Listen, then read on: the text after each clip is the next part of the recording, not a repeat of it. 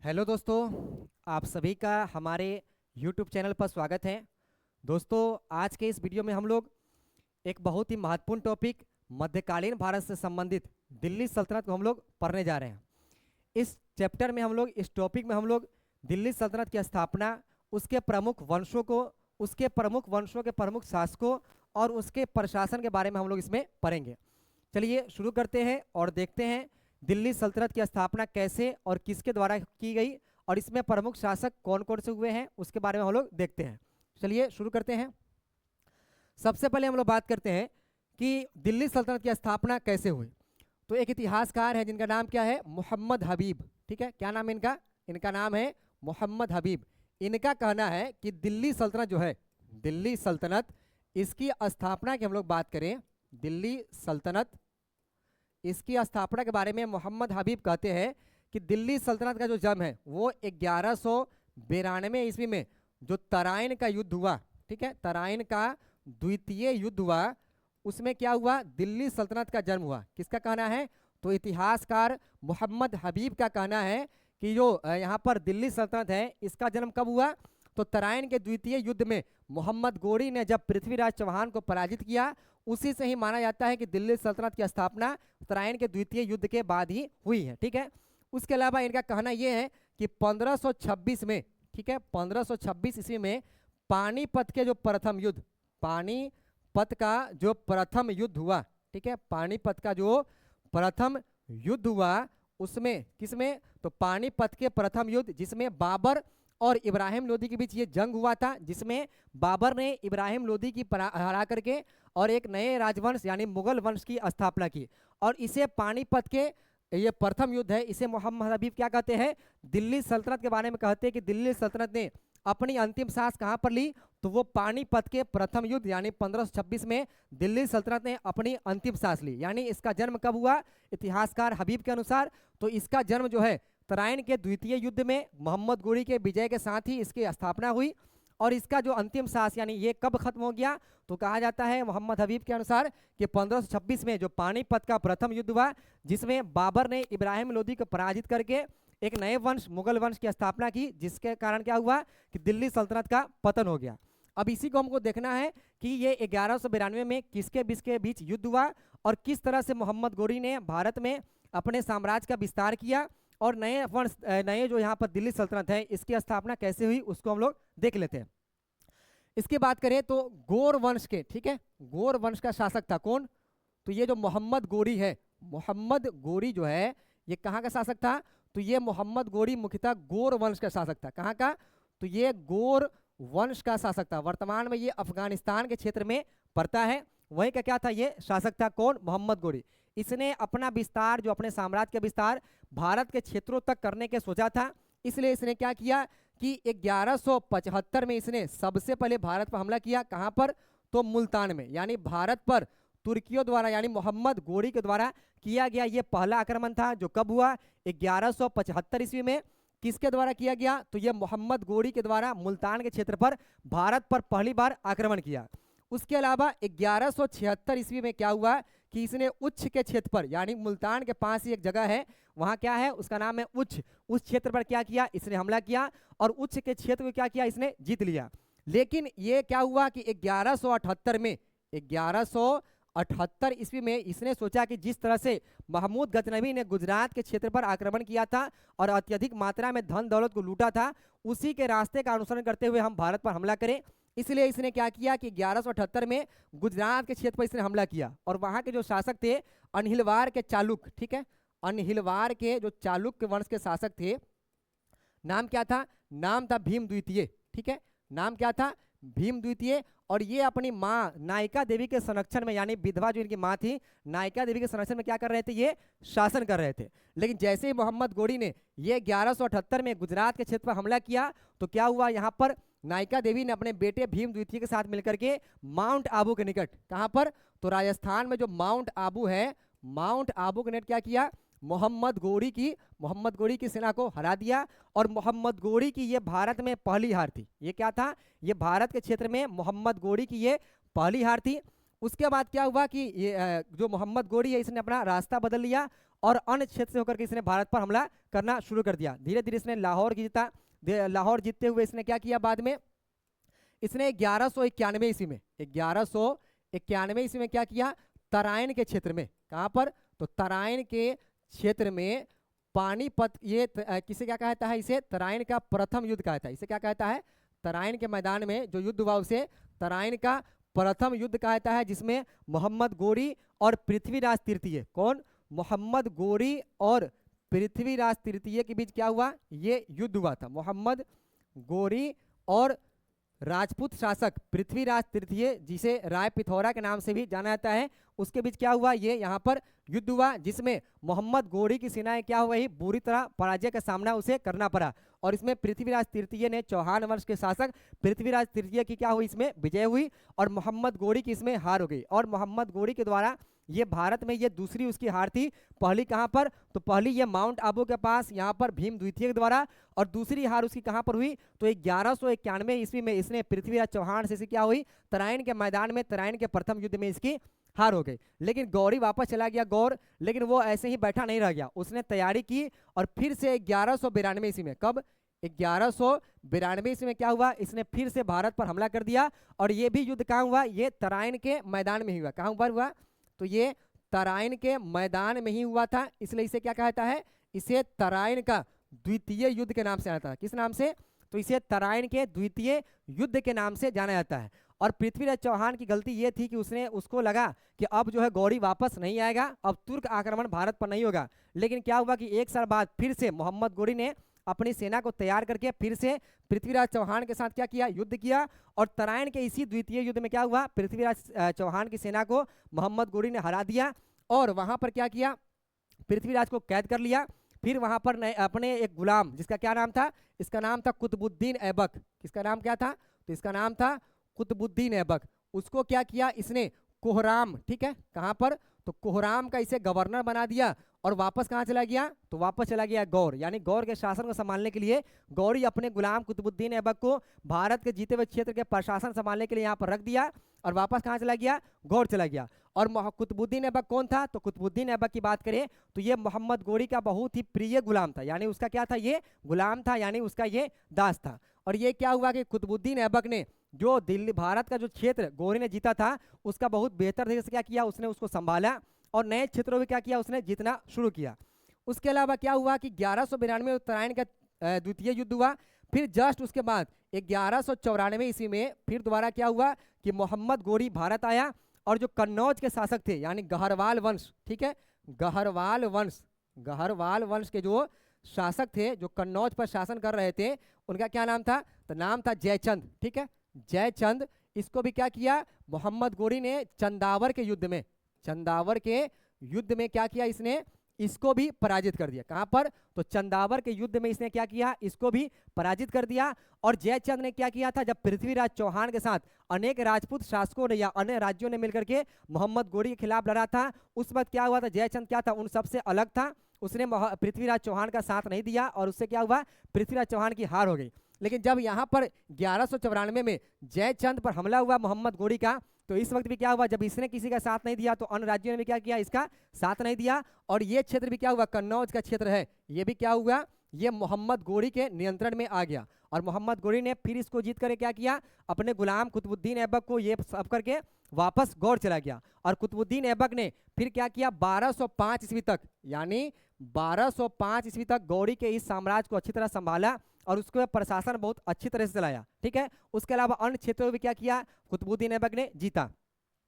बाद में क्या हुआ कि 1205-6 में जो गोरी है, ठीक है, गोरी के खिलाफ क्या हुआ, यहाँ पर 1203 में एक युद्ध हुआ जिसमें हुआ अंधखौंद का युद्ध कहा जाता है, जिसमें जो अलाउद्दीन ख्वारजी में शाह था उसने क्या किया, किसको हराया, मोहम्मद गोरी को 1203 में हरा दिया। और जैसे ही मोहम्मद गोरी की ये हार हुई, उसके बाद क्या हुआ कि पूरे क्षेत्र में, यानी गोर से लेकर के पूरे भारत के क्षेत्र तक क्या हुआ, इसके खिलाफ विद्रोह होना शुरू हो गया।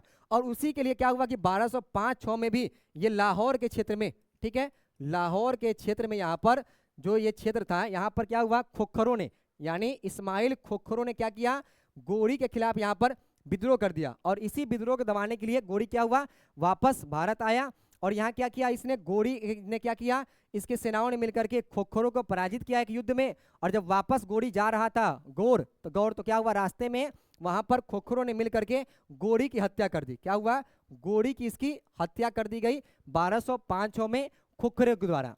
और इसके बाद क्या हुआ कि जो गोरी था उसका कोई अपना वारिस नहीं था, उसके जो भी थे उसके अपने गुलाम थे, जिसमें 3 गुलाम इसके बहुत ही महत्वपूर्ण थे। पहला कौन था, एक था कुतुबुद्दीन ऐबक। कौन था, एक था कुतुबुद्दीन ऐबक, ठीक है। उसके अलावा दूसरा था नासिरुद्दीन कुबाचा। दूसरा क्या था, दूसरे का नाम था नासिरुद्दीन कुबाचा, ठीक है। तीसरा कौन था, तो तीसरा की हम लोग बात करें तो तीसरा था ताजुद्दीन यल्दोज। तीसरा कौन था, तो ये ताजुद्दीन यल्दोज था। और ये सभी क्या थे, ये सभी गौरी के गुलाम थे। और गौरी के ये क्या थे, ये बहुत ही प्रिय ये तीनों गुलाम थे। तो गौरी के मरने के बाद उसका कोई उत्तराधिकारी नहीं था, इसलिए उसका जो साम्राज्य है उसका बंटवारा उसके गुलामों यानी उसके दासों के बीच कर दिया गया, जिसमें सबसे प्रमुख जो उसका गुलाम था वो कौन था, कुतुबुद्दीन ऐबक। इसके पास कौन सा क्षेत्र आया, तो कुतुबुद्दीन ऐबक के पास जो भारत का जो क्षेत्र जीता था किसने, गौरी ने, वो सारे क्षेत्र का प्रशासन किसके पास चलाया, तो वो कुतुबुद्दीन ऐबक के पास। नासिरुद्दीन कुबाचा की बात करें तो इसके पास कौन सा क्षेत्र आया, तो मुल्तान और सिंध का जो क्षेत्र है, मुल्तान और सिंध का जो क्षेत्र है उस पर शासन किसका हुआ, तो ये नासिरुद्दीन कुबाचा का। और तीसरा कौन है, ताजुद्दीन यल्दौज। इसको क्या हुआ, गजनी का जो क्षेत्र था वो इसके नियंत्रण में आ गया। तो ये इन तीनों गुलामों के बीच क्या हुआ, मोहम्मद गोरी की क्षेत्र जो था उसका बंटवारा हो गया। और उसके बाद 1206 ईस्वी में 1206 ईस्वी में क्या हुआ कि जो यहाँ पर कुतुबुद्दीन ऐबक था, ठीक है, कुतुबुद्दीन ऐबक, इसने क्या किया, एक नए वंश की स्थापना की। इसने क्या किया, एक नए वंश की स्थापना की जिसे गुलाम वंश के नाम से आता है। किस नाम से, तो इसे गुलाम वंश या इसे ही कहता है ममलूक वंश के नाम से इसे जाना है। किस नाम से, तो इसे गुलाम वंश और इसे ही ममलूक वंश के नाम से जाना जाता है, जिसकी स्थापना किसके द्वारा की गई, तो ये यहाँ पर कुतुबुद्दीन ऐबक के द्वारा यहाँ पर इसकी स्थापना की गई। और कब किया गया, तो 1206 ईस्वी में इसकी स्थापना गुलाम वंश या इसे ही ममलूक वंश या प्रथम तुर्क शासक भी इसे कहा जा सकता है, इसकी स्थापना यहाँ पर कुतुबुद्दीन ऐबक के द्वारा की गई। अब इसको हम लोग देखते हैं कि दिल्ली सल्तनत की स्थापना कब हो गई, 1206 ईस्वी में, जिसमें गुलाम वंश क्या था, वो पहला वंश था। इसके बाद कौन कौन से वंश हुए हैं उसको हम लोग देखते हैं। तो इसकी हम लोग बात करें तो दिल्ली सल्तनत जो है यहाँ पर ये 1206 से लेकर कब से कब तक था, तो 1526 ईस्वी तक, जिसमें जो पहला वंश हुआ है वो कौन है, वो है यहाँ पर गुलाम वंश, जिसके कार्यकाल की बात करें तो 1206 से लेकर के 1290 ईस्वी तक। दूसरा क्या है यहाँ पर, खिलजी वंश, जिसका कार्यकाल की बात करें 1290 से लेकर के 1320 ईस्वी तक। तीसरा वंश हुआ यहाँ पर तुगलक वंश, जो कब से कब तक, तो इसके कार्यकाल की बात करें तो 1320 से लेकर के 1412 ईस्वी तक। उसके बाद जो वंश हुआ यहाँ पर सैयद वंश, जो 1414 से लेकर के 1451 ईस्वी तक। और आखिरी जो वंश हुआ है दिल्ली सल्तनत का वो कौन था, 1451 से लेकर के 1526 तक, जो कौन था, तो ये लोधी वंश का यहाँ पर शासक था, ठीक है, शासन था। दिल्ली सल्तनत में जो है इन 5 वंशों ने क्या किया, यहाँ पर शासन किया, जिसमें हम लोगों ने देखा कि पहला वंश कौन था, तो पहले वंश की हम लोग बात करें तो वो गुलाम वंश, जिसकी स्थापना किसके द्वारा की गई, तो वो कुतुबुद्दीन ऐबक के द्वारा यहाँ पर इसकी स्थापना की गई। अब हम लोग एक एक करके इन वंशों के बारे में देखते हैं। सबसे पहले हम लोग गुलाम वंश के बारे में यहाँ पर पढ़ते हैं। गुलाम वंश की हम लोग बात करें तो इसके कार्यकाल की बात करते हैं तो ये 1206 से लेकर के 1290 ईस्वी तक क्या था, दिल्ली सल्तनत में गुलाम वंश ने क्या किया, शासन किया। इसमें प्रमुख शासक की हम लोग बात करें तो सबसे पहला जो इसके संस्थापक है वो कौन है, वो है कुतुबुद्दीन ऐबक, जो कब से कब तक, 1206 से 1210 ईस्वी तक। इसके अलावा सुल्तान इल्तुतमिश 1211 से 1236 ईस्वी तक, रजिया सुल्तान ये 1236 से 1240 तक। उसके अलावा नासिरुद्दीन महमूद 1246 से 1266 ईस्वी तक। उसके अलावा बलबन जो है 1266 से लेकर के 1286 ईस्वी तक इसने क्या किया है, गुलाम वंश के तौर पर इसने दिल्ली सल्तनत पर शासन किया। और ये सभी क्या है, ये प्रमुख शासक है गुलाम वंश के। अन्य भी जो शासक हुए हैं जैसे आराम शाह है, बहराम शाह है, अलाउद्दीन मसूद शाह है, उसके अलावा शमसुद्दीन क्यूमरस, ये सभी क्या है, ये उतने महत्वपूर्ण नहीं है, इनके बारे में हम लोग को ज़्यादा नहीं जानना है। अब हम लोग एक एक करके इन शासकों के बारे में पढ़ते हैं। सबसे पहले बात करें कुतुबुद्दीन ऐबक की, तो कुतुबुद्दीन ऐबक कौन था, तो ये दिल्ली सल्तनत का ये संस्थापक था, जिसके द्वारा 1206 ईस्वी में एक गुलाम वंश की यहाँ पर स्थापना की, जो दिल्ली सल्तनत का ये पहला वंश था। और ये कौन था? तो ये मोहम्मद गोरी का गुलाम था। ये कौन था? तो ये गौड़ साम्राज्य के शासक मोहम्मद गोरी का ये गुलाम था। और बेसिकली जो है ये कुतुबुद्दीन ऐबक रहने वाला कहाँ का था? तो ये जो यहाँ पर तुर्कमेनिस्तान, कहाँ पर? तो ये जो तुर्कमेनिस्तान का रहने वाला था। कहाँ का? तो ये तुर्कमेनिस्तान का ये रहने वाला था। ठीक है। और इसके माँ बाप क्या थे? बहुत गरीब थे। इसलिए क्या किया, उसके माँ बाप ने कुतुबुद्दीन ऐबक को बचपन में ही एक निशापुर के काजी के हाथों क्या किया, कुतुबुद्दीन ऐबक को बेच दिया। और निशापुर के काजी ने कुतुबुद्दीन ऐबक की परवरिश बहुत अच्छे तरीके से की। लेकिन बाद में क्या हुआ, जब निशापुर के उस काजी की मृत्यु हो गई तो उसके बेटों ने अपने उत्तराधिकार बनने से रोकने के लिए क्या किया, उसको दूसरे हाथों यानी मोहम्मद गोरी के हाथों क्या किया, कुतुबुद्दीन ऐबक को बेच दिया। किसके हाथों? तो यहाँ पर निशापुर के काजी के जो बेटे थे उन्होंने क्या किया, ईर्ष्या से यानी जल करके क्या किया, अपने जो इनका गुलाम था उसको क्या किया, कुतुबुद्दीन ऐबक को इसने मोहम्मद गोरी यानी गौर वंश के शासक के हाथ क्या किया, इनको बेच दिया। और ये धीरे धीरे क्या हो गया कि ये जो है मोहम्मद गोरी के बहुत ही विश्वास पात्र बन गया। कौन? तो कुतुबुद्दीन ऐबक जो है धीरे धीरे मोहम्मद गोरी का बहुत ही विश्वास पात्र बन गया, उसके अलावा बहुत ही प्रिय बन गया। और 1191 की जो तराइन का युद्ध हुआ है प्रथम, 1192 का जो द्वितीय युद्ध हुआ है, या जो चाहे चंदावर का युद्ध हुआ है, या कन्नौज जो खोखर का युद्ध है, उन सभी में क्या किया है, कुतुबुद्दीन ऐबक ने मोहम्मद गोरी की बहुत सहायता की। और ये क्या था, मुख्य सेनापति के तौर पर वो कार्य करता था। और इस तरह प्रिय भी था कि जब गोरी गया अपने देश वापस गौड़ में, तो क्या किया यहाँ पर उसने कुतुबुद्दीन ऐबक को यहाँ का शासक नियुक्त करके वो यहाँ से गया था, क्योंकि वो बहुत ही विश्वास पात्र था। ठीक है। तो इसको याद रखिएगा कि 1206 ईस्वी में कुतुबुद्दीन ऐबक द्वारा एक नए वंश गुलाम वंश की स्थापना की गई मोहम्मद गोरी के मृत्यु के बाद। उसके अलावा ये किसका गुलाम था? तो ये मुख्यतः यहाँ पर मोहम्मद गोरी का गुलाम था। ठीक है। उसके अलावा बात करें यहाँ पर, तो यहाँ पर है कि ये तराइन के प्रथम युद्ध में वो गोरी के साथ तथा तराइन के द्वितीय युद्ध के पक्ष से गोरी के भारत के विजेता प्रदेशों का संरक्षक नियुक्त किया गया। गोरी ने क्या किया, इसे भारत का जो विजेता प्रदेश था, जो जीता हुआ क्षेत्र था भारत का, उन सभी का क्या किया, उसे संरक्षक नियुक्त किया। ठीक है। उसके अलावा है कि उसने तराइन के युद्ध 1192 के बाद भारत में तुर्की सल्तनत के विस्तार में महत्वपूर्ण भूमिका निभाई। इसने क्या किया कि मोहम्मद गोरी के जाने के बाद तुर्की सल्तनत की जो विस्तार भारत में हुआ उसमें इसने बहुत ही महत्वपूर्ण भूमिका निभाई, जिसमें इसने क्या किया, इसने इंद्रप्रस्थ यानी दिल्ली को क्या किया, इसने अपना मुख्यालय बनाया। और उसने अजमेर को मेरठ के विद्रोह का दमन किया। इसने क्या किया, अजमेर और मेरठ के विद्रोह का क्या किया, इंद्रप्रस्थ को मुख्यालय बना करके उन सभी विद्रोह क्या किया, इसने दमन किया। उसके बाद इसने 1197 में गुजरात के अनिलवार लूट यानी गुजरात का क्षेत्र है अनिलवार, वहां पर क्या किया, इसने एक जंग किया। और वहां की लूट में क्या हुआ, इसने गुजरात के क्षेत्र को यानी अनिलवार को क्या किया, इसने लूट लिया। उसके अलावा 1202 में इसने बुंदेलखंड के राजा परमर्दी देव को भी क्या किया, इसने हरा दिया। यानी बुंदेलखंड के जो शासक थे परमर्दी देव, उसको भी क्या किया, 1202 ईस्वी में किसने हराया, तो ये कुतुबुद्दीन ऐबक के द्वारा उनको हरा दिया गया। फिर 1205-6 में ऐबक ने लाहौर में खोखरों के विद्रोह को दबाने में ऐबक ने क्या किया, गोरी का साथ दिया। यानी 1205-6 में जो खोखरों का विद्रोह हुआ उसको भी दबाने में क्या किया, कुतुबुद्दीन ऐबक ने गोरी का साथ दिया। ठीक है। तो इसको भी आप याद रखिएगा। जब कुतुबुद्दीन ऐबक ने मोहम्मद गोरी की मृत्यु के बाद स्वयं को लाहौर का एक स्वतंत्र शासक घोषित किया तथा उसने अपनी राजधानी लाहौर को बनाई। तो इस पॉइंट को यहाँ पर आप लिखिएगा कि कुतुबुद्दीन ऐबक के समय दिल्ली सल्तनत की राजधानी कहाँ थी, तो ये राजधानी थी इसकी लाहौर। लाहौर से क्या किया है, कुतुबुद्दीन ऐबक ने यहाँ पर शासन किया है। कारण ये भी था कि जो लाहौर का क्षेत्र था, अगर वो दिल्ली से शासन करता तो लाहौर के क्षेत्र पर जो गजनी का जो शासक था ताजुद्दीन यलदौज, जो क्या कर रहा था, भारत की गद्दी पर अपना हक मांग रहा था। उसके अलावा नासिरुद्दीन कुबाचा, वो भी क्या हुआ था, वो भी अपना हक क्या हुआ था, भारत की गद्दी पर मांग रहा था। इसलिए इसने क्या किया कि लाहौर के क्षेत्र में रहकर ही उसने क्या किया, इन सभी विद्रोह को दबाने का कार्य किया और उसी क्षेत्र से क्या किया, इसने पूरे भारत पर शासन किया। अब इसके साथ क्या परेशानी थी कि इसके साथ दो विरोधी थे, एक नासिरुद्दीन कुबाचा और दूसरा ताजुद्दीन यलदौज। तो नासिरुद्दीन कुबाचा जो था, नासिरुद्दीन कुबाचा, इसके बारे में हम लोग देखा ये कहाँ का शासक था, तो ये मुल्तान और सिंध का शासक था। और इसको क्या किया, नासिरुद्दीन कुबाचा कुतुबुद्दीन ऐबक ने इसको वैवाहिक संबंध के सहारे क्या किया, इसके विद्रोह क्या किया, इसने खत्म करने का किया। इसने नासिरुद्दीन कुबाचा से कुतुबुद्दीन ऐबक ने अपनी बहन की शादी करा दी और उसके तरफ से क्या हुआ, ये बेफिक्र हो गया। क्या हुआ कि ये अपना इसको क्या बना, बहनोई बना लिया और पूरी तरह से क्या हो गया, उसकी तरफ के हमले से वो बेफिक्र हो गया। और ताजुद्दीन यलदौज को क्या किया, इसने एक युद्ध में गजनी के उस शासक को क्या किया, इसने हरा दिया।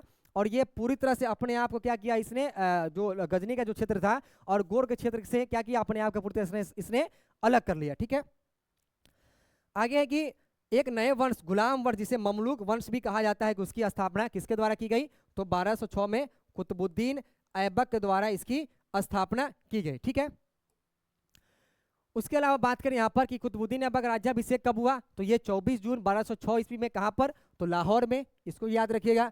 उसके अलावा कुतुबुद्दीन ऐबक ने जब सुल्तान बना, कुतुबुद्दीन ऐबक दिल्ली का या गुलाम वंश का ये शासक बना पहला, तो इसने कभी भी अपने को सुल्तान की उपाधि से इसने क्या किया, अपने आप को इसने सुल्तान कभी नहीं कहा। और ये उपाधि क्या धारण करता था, तो ये मलिक और सिपा सालार, किसकी, तो मलिक और सिपा सालार की उपाधियां ही क्या करता था, ये धारण करता था, क्योंकि ये गुलाम था किसका, गोरी का। ठीक है, और गोरी के प्रतिनिधि के तौर पर क्या था, ये शासन कर रहा था, इसलिए कभी भी इसने अपने आप को स्वतंत्र शासक के रूप में इसने क्या किया, अपने आप को सत्ता को इसने नहीं चलाया, इसने सिर्फ मलिक और सिपा सालार की उपाधि ही धारण की। लेकिन 1208 ईस्वी में, 1208 ईस्वी में, ठीक है, जो यहाँ पर एक शासक हुआ है, कहाँ का, तो ये महमूद नाम का शासक हुआ है गोर में। वहाँ पर क्या हुआ कि गोर के क्षेत्र में विद्रोह फैला, और वहाँ पर क्या था कि एक खानदान का ही, गोरी के खानदान का ही एक शासक महमूद नाम का वहाँ पर शासन कर रहा था, जिसके कारण क्या हुआ कि वहाँ विद्रोह को दबाने के लिए क्या किया, उसने कुतुबुद्दीन ऐबक से मदद मांगी, और कुतुबुद्दीन ऐबक ने क्या किया, उस विद्रोह को जाकर के वहाँ पर गोर में दबाया, जिसके एवज में क्या किया, वो महमूद ने ये किसको, तो कुतुबुद्दीन ऐबक को इस गुलामी से यानी दास्ता से क्या किया, इसको मुक्त कर दिया। और 1208 ईस्वी से, 1208 ईस्वी से जैसे ही इसकी दास्ता से मुक्ति हुई, इसने स्वतंत्र शासक के तौर पर कार्य करना इसने शुरू कर दिया। तो 1206 से 8 के बीच क्या किया इसने यहाँ पर कुतुबुद्दीन ऐबक ने मलिक और सिपा सालार यानी गोरी के प्रतिनिधि तौर पर शासन किया, और 1208 से लेकर के 1210 ईस्वी के बीच इसने स्वतंत्र शासक के तौर पर क्या किया, इसने शासन किया। ठीक है, तो इसको आप यहाँ पर इतना बात याद रखिएगा। उसके अलावा आप इसको कुतुबुद्दीन ऐबक के जो महत्वपूर्ण तथ्य है उसको हम लोग देखते हैं कि कुतुबुद्दीन ऐबक को क्या है, यहाँ पर लाख बख्श यानी लाखों के दान करने वाला, यानी ये क्या है, बहुत ही दानी प्रवृत्ति का व्यक्ति था, बहुत अत्यधिक दान करता था, इसलिए इसे क्या कहता था, इसे लाख बख्श के नाम से जाना जाता था। और इसे दिल्ली सल्तनत में हातिम द्वितीय के नाम से जाना जाता है। और हातिम क्या था, वो बहुत ही सखी आदमी था, इसीलिए क्या है, ये भी एक सखी ही था, इसलिए इसे क्या कहता था, इसे लाख बख्श के नाम से जाना जाता था। उसके अलावा इसे कुरान खान के नाम से भी जाना जाता है। इसे किस नाम से जाना जाता है, इसे अच्छी आवाज में कुरान पढ़ने के कारण इसे कुतुबुद्दीन ऐबक को कुरान खां के नाम से भी जाना जाता है। तो इसको भी आप याद रखिएगा, ये 2 पॉइंट है। उसके अलावा यहाँ पर कि 4 साल तक क्या किया इसने, शासन किया, और चौगान खेलते हुए 1210 ईस्वी में, यानी जो आधुनिक पोलो का खेल है उसमें क्या था, उस वक्त चौगान खेलते हुए घोड़े से गिरने के कारण क्या हुआ, कुतुबुद्दीन ऐबक की मृत्यु हो गई। तो मात्र क्या किया इसने, 4 वर्षों तक ये इसने शासन किया। ठीक है, तो इसको याद रखिएगा कि कैसे मृत्यु हुई इसकी, तो ये 4 साल तक इसने शासन किया, और चौगान खेलते यानी पोलो खेलते हुए घोड़े से गिरने के कारण क्या हो गई, कुतुबुद्दीन ऐबक की मृत्यु हो गई। ठीक है, उसके अलावा है कि इसने कुतुब मीनार की नींव रखने का श्रेय दिया जाता है। इसने क्या किया, जो उस वक्त के मशहूर सूफी संत थे, यानी चिश्ती सिलसिले के मशहूर सूफी संत यानी ख्वाजा कुतुबुद्दीन बख्तियार काकी की याद में इसने क्या किया, कुतुब मीनार की नींव रखी। इसने क्या किया कि दिल्ली में कुतुब मीनार की नींव इसने किस लिए रखी, तो ख्वाजा कुतुबुद्दीन का बख्तियार काकी की याद में इसने दिल्ली में कुतुब मीनार की नींव रखी, जो कि एक सूफी संत ख्वाजा कुतुबुद्दीन बख्तियार काकी के नाम पर रखा गया था। ठीक है, लेकिन ये क्या है, इसके नींव तो रख दिया इसने, लेकिन इसको पूरा नहीं करवा पाया। इसको पूरा करवाने का कार्य कौन किया, तो वो इसके बाद जो उसका उत्तराधिकारी होता है सुल्तान इल्तुतमिश, उसके द्वारा क्या किया गया, यहाँ पर कुतुब मीनार को पूरा करवाया गया। ठीक है, उसके अलावा इसने कुव्वतुल इस्लाम मस्जिद, एक मस्जिद है दिल्ली में, इसका नाम है कुव्वतुल इस्लाम मस्जिद, उसका निर्माण करवाया। उसके अलावा अजमेर में इसने 2.5 दिन के झोपड़ी, ठीक है, अजमेर में क्या किया इसने, 2.5 दिन के झोपड़ा नामक एक मस्जिद का निर्माण करवाया। ठीक है, जो पहले क्या था, एक वहाँ पर विग्रह राज के द्वारा, जो चौहान वंश के शासक थे उसके द्वारा बनवाया गया वहाँ पर एक मंदिर था। ठीक है, उसी पर क्या किया गया है, वहाँ पर ये इस 2.5 दिन के झोपड़े का निर्माण करवाया गया। ठीक है, इसको याद रखिएगा। उसके बाद क्या है कि कुतुबुद्दीन ऐबक के दरबार में ताजुल मासीर एक पुस्तक है, जिसका नाम है ताजुल मासीर। ठीक है, ताजुल मासीर नामक एक पुस्तक है जो दिल्ली सल्तनत के इतिहास के बारे में बताता है। इसके जो लेखक थे कौन थे, तो हसन निजामी। ठीक है, हसन निजामी जो है यहाँ पर, हसन निजामी ये किसके दरबार में रहते थे, तो ये यहाँ पर कुतुबुद्दीन ऐबक के दरबार में रहते थे। उसके अलावा जो फखरे मुदब्बिर है इतिहासकार, वो भी किसके दरबार में रहते थे, तो यहाँ पर कुतुबुद्दीन ऐबक के दरबार में ये रहते थे। ठीक है, बाद में क्या हुआ कि 1210 ईस्वी में जब इसकी मृत्यु हो गई कुतुबुद्दीन ऐबक की, तो इसके एक अविवादित पुत्र, जिसे उसके पुत्र होने पर भी संदेह था कि ये उनका बेटा है या नहीं, ये आराम शाह, क्या नाम था उसका, नाम था आराम शाह। उसको क्या किया, वहाँ के सरदारों ने उस अनुभवीहीन और अयोग्य पुत्र यानी आराम शाह को क्या किया, वहाँ के सरदारों ने कुतुबुद्दीन ऐबक का उत्तराधिकारी घोषित करके उसे दिल्ली सल्तनत का शासक घोषित कर दिया। लेकिन उसी समय क्या था कि बदायूं का जो सूबेदार था, कहाँ का, तो बदायूं का सूबेदार, ठीक है, बदायूं का सूबेदार, इसको याद रखिएगा, कहाँ का सूबेदार था, तो ये बदायूं का सूबेदार कौन था, तो सुल्तान इल्तुतमिश, जो कुतुबुद्दीन ऐबक का गुलाम भी था और उसका दामाद भी था। उसने क्या किया, एक युद्ध में किसको हराया, आराम शाह को पराजित करके दिल्ली की सल्तनत पर क्या किया, अपने आप को इसने काबिज कर लिया और दिल्ली का इसने अपने आप को शासक घोषित कर लिया। ठीक है, तो यहाँ तक हो गया, कहाँ तक, तो ये 1206 से लेकर के 1210 तक कुतुबुद्दीन ऐबक, 1210 से 1211 तक आराम शाह। ठीक है, आराम शाह। उसके अलावा 1211 से लेकर के 1236 ईस्वी तक उसके गुलाम और उसके अलावा उसके दामाद भी जो इल्तुतमिश है, उसने क्या किया है, दिल्ली सल्तनत पर इसने शासन किया है। ठीक है, तो ये यहाँ पर हम लोगों ने कुतुबुद्दीन ऐबक के बारे में देख लिया है और दो चार पॉइंट हम लोग इसको इल्तुतमिश के बारे में हम लोग देख लेते हैं।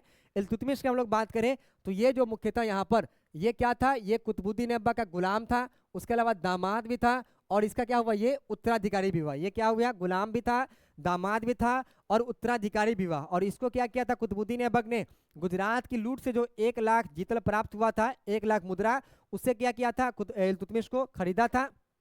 ठीक है, और बाद में क्या किया, धीरे धीरे ये भी बहुत ही काबिल शख्स था, धीरे धीरे इसने क्या किया, कुतुबुद्दीन ऐबक का बहुत विश्वास पात्र हो गया और बाद में कुतुबुद्दीन ऐबक ने इसे अपना दामाद और जो उस वक्त की सबसे बड़ी सूबेदारी थी, सूबेदारी जो क्षेत्र था बदायूं, उसका क्या किया, इल्तुतमिश का यहाँ पर सूबेदार नियुक्त कर दिया। लेकिन 1205-6 में 1205-6 में जो खोखरों के साथ युद्ध हुआ, गोरी का, खोखरों के साथ जो गोरी का युद्ध हुआ, उसमें क्या किया कि ये इल्तुतमिश ने अपनी बहादुरी का वहां पर जौहर दिखाया। ठीक है, बहादुरी क्या किया, वहां बहुत अच्छे तरह से बताया और इसने क्या किया कि झेलम नदी में खोखरों को क्या किया, धकेल दिया और बुरी तरह से किसको पराजित किया, तो वहां पर इसने खोखरों को बुरी तरह से इसने पराजित किया। इसके एवज में मोहम्मद गोरी ने क्या किया, कुतुबुद्दीन ऐबक को कहा कि तुम इसको क्या करो, इसको आज़ाद कर दो। उस वक्त कुतुबुद्दीन ऐबक खुद उसका गुलाम था, किसका, गोरी का, लेकिन गोरी ने कुतुबुद्दीन ऐबक को आज़ाद नहीं किया, बल्कि किसको आज़ाद करने के लिए कहा, वो उसका जो गुलाम था इल्तुतमिश,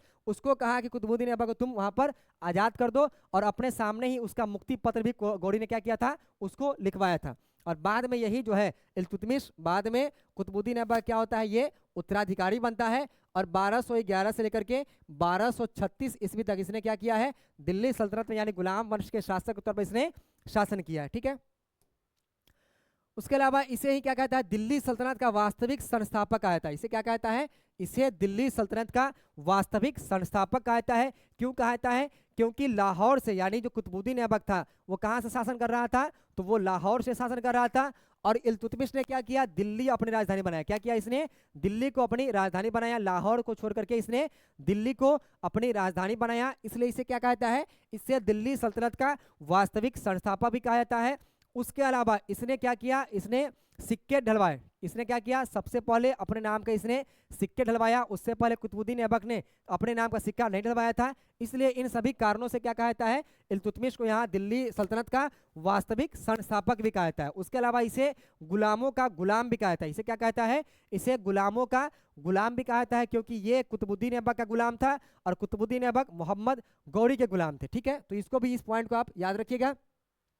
कुतुबुद्दीन ऐबक की मृत्यु के समय वह बदायूं का सूबेदार था। ये कहाँ का सूबेदार था, तो कुतुबुद्दीन ऐबक की जब मृत्यु हुई उस वक्त ये बदायूं का ये सूबेदार था। तो ये पूछा जाता है कि ये कुतुबुद्दीन ऐबक की मृत्यु के समय इल्तुतमिश जो है वो कहाँ का सूबेदार था, तो ये बदायूं का सूबेदार था। ठीक है, उसके अलावा इसने क्या किया, इसने अमीर उल उमरा और सुल्तान आजम की उपाधि धारण की। इससे पहले कुतुबुद्दीन ऐबक ने सुल्तान की उपाधि धारण नहीं की और इसकी उपाधि धारण किसने किया पहली बार, तो अमीर उल उमरा और सुल्तान ए आजम यानी सबसे बड़ा सुल्तान की उपाधि किसने धारण की, तो इल्तुतमिश के द्वारा इसकी उपाधि धारण की। ठीक है, इल्तुतमिश के 3 प्रमुख प्रतिद्वंदियों में गजनी के यल्दौज, सिंध में कुबाचा तथा बंगाल का अली मर्दान प्रमुख थे। 1215 में तराइन के मैदान में किसको हराया था इसने, तो इसने ताजुद्दीन यलदोज को किसने हराया, तो सुल्तान इल्तुतमिश ने जो है इसे 1215 में तराइन के मैदान में गजनी के शासक ताजुद्दीन यलदोज को पराजित करके गजनी से संबंध को क्या किया, पूरी तरह से अपने आप को अलग कर लिया। और इस युद्ध को तराइन का तृतीय युद्ध भी कहा जाता है। इस पॉइंट को भी याद रखिएगा,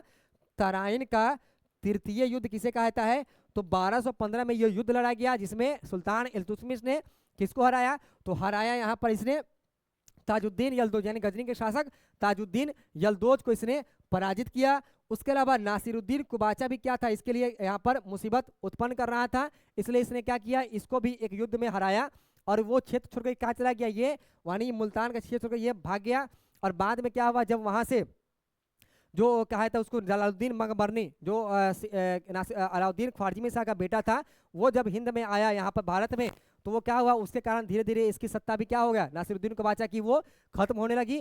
और 1227 ईस्वी में नासिरुद्दीन कुबाचा ने सिंधु नदी में डूब करके अपने आप को खत्म कर लिया। ठीक है, उसके अलावा दिल्ली सल्तनत में यानी 1221 ईस्वी में ही दिल्ली सल्तनत पर ये जो चंगेज खां है यानी मंगोल शासक जो था चंगेज खां, उसका पहली बार भारत के क्षेत्र पर यहाँ पर ये यानी भारत के तटीय क्षेत्र पर क्या हुआ, इसको देखा गया। यानी चंगेज खां किसके समकालीन थे, तो वो इल्तुतमिश के, और भारत किसके समय में आए थे, तो यहाँ पर ये इल्तुतमिश समय में ये भारत आया था। ठीक है, इल्तुतमिश ने सरदारों विरोधी सरदारों पर नियंत्रण करने के लिए 40 गुलाम सरदारों का गुट तैयार किया जो उसके प्रति वफादार थे, जिसे क्या कहा गया, उसे तुर्कान ए चहलगानी या चालीसा दल के नाम से जाना जाता है। ठीक है, इल्तुतमिश जब दिल्ली का शासक बना तो इसके विरोध में बहुत सारे सरदारों ने क्या किया, विद्रोह करना शुरू कर दिया।